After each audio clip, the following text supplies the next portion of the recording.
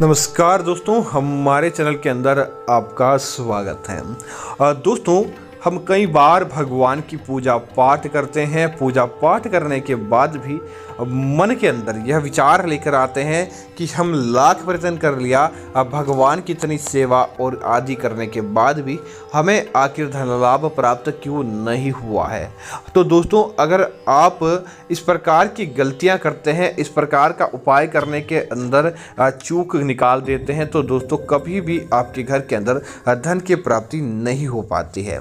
दोस्तों, जैसे कि आपको उदाहरण के तौर पर समझाएं तो दोस्तों, कई लोग भगवान की पूजा पाठ करते समय उन्हें पुष्प आदि जरूर चढ़ाते हैं। और पुष्प चढ़ाने का मतलब होता है भगवान की सुंदर सुगंध और नाजुक पुष्पों के साथ भगवान का श्रृंगार करना, ताकि उनके माध्यम से प्रभु सुंदर काया के उनकी काया और महके और भगवान प्रसन्न हो। इसी वजह से दोस्तों भगवान को पूजा के तौर पर पुष्प चढ़ाए जाते हैं। लेकिन दोस्तों, कई बार लोग भूल जाते हैं कि वह पुष्प चढ़ाने के बाद उसे हटाने का नाम तक नहीं लेते।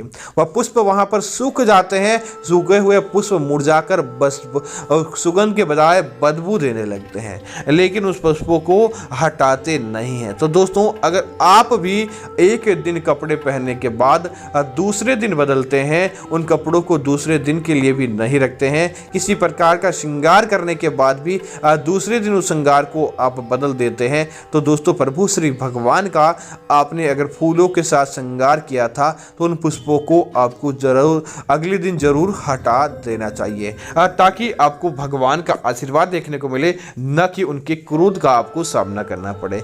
और इसी तरह दोस्तों, उसके बाद भी आप पुष्पों का क्या करते हैं, उन पुष्पों को या तो किसी कचरे के डब्बे में फेंक देते हैं, या ऐसे ही रोड पर फेंक देते हैं, या फिर कहीं आपको पता ही नहीं आप उसका क्या करते हैं। लेकिन दोस्तों, इस बात का ध्यान रखना चाहिए, साक्षात भगवान को अर्पित की गई चीज़ है, और भगवान को अर्पित की गई चीज़ अगर आप यही कचरे के साथ उसका आप करते हैं तो भगवान का क्रोध से आपको कोई नहीं बचा सकता। ऐसे करने से भगवान का निश्चित तौर पर क्रोध बढ़ता है। तो दोस्तों, आपको एक काम करना चाहिए कि आप उन पुष्पों को आपके आसपास कहीं जमीन के अंदर गड्ढा खोदकर दबा देना चाहिए। जमीन के अंदर अच्छी पवित्र जमीन देखें और वहां पर या फिर पीपल के वृक्ष के नीचे आपको उस चीज को डालना चाहिए, ताकि उसके बाद वह चीज कहीं भी जाए आपको उसका दोष नहीं लगता है, और साथ ही साथ देवी देवता भी प्रसन्नता अनुभव करते हैं। इसी तरह दोस्तों, भगवान शंकर उनको स्नान कराने का एक विशेष विधान रहा है, और घर के अंदर दोस्तों शिवलिंग है तो भगवान शिव को जल भी जरूर अर्पित किया जाता है, और भगवान शिव को नहलाया जाता है, स्नान आदि करवाया जाता है। लेकिन दोस्तों, उसके बाद क्या करते हैं, शिवलिंग पर चढ़ा हुआ जल, दोस्तों आखिरकार उस जल को तो कहीं ना कहीं उपयोग में लेना होता है, या कहीं ना कहीं विसर्जित करना ही होता है। हर लोग यही करते हैं। लेकिन दोस्तों, आज के समय क्या करते हैं कि लोग उस जल को चढ़ाने के बाद तुलसी के पौधे के अंदर या केले के पौधे के अंदर उस जल का विसर्जन कर देते हैं। लेकिन दोस्तों, आपको पता होना चाहिए, भगवान भोलेनाथ उनको कभी भी तुलसी न तो चढ़ाई जाती है, न भगवान भोलेनाथ की पूजा की कोई सामग्री वापस तुलसी या केले के पौधे के अंदर डाली जाती है। लेकिन पहले तो समय दोस्तों खेत खलिहान होते थे, अनेक प्रकार के वृक्ष होते थे, तो वहां पर डाल दिया जाता था। तो पहले के समय दोस्तों काल सर्प दोष या फिर किसी प्रकार का दोष या विघ्न देखने को नहीं मिलता था। आज के समय दोस्तों काल सर्प दोष या किसी प्रकार का विघ्न है, तो यह इसी वजह से है कि हम इस प्रकार की गलतियां करते हैं।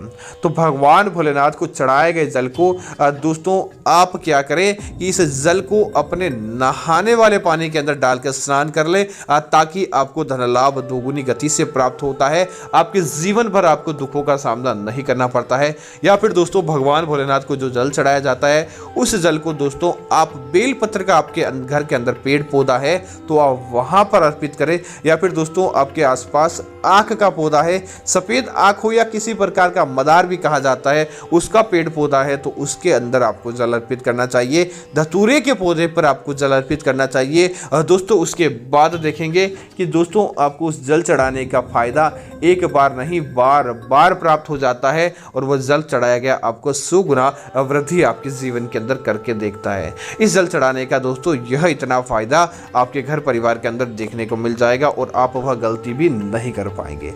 तो उम्मीद है भगवान शंकर से जुड़ी यह जानकारी आपको अच्छी लगी होगी। ऐसी अन्य जानकारियों के लिए आप हमारे चैनल को सब्सक्राइब करना ना भूलें। धन्यवाद मित्रों।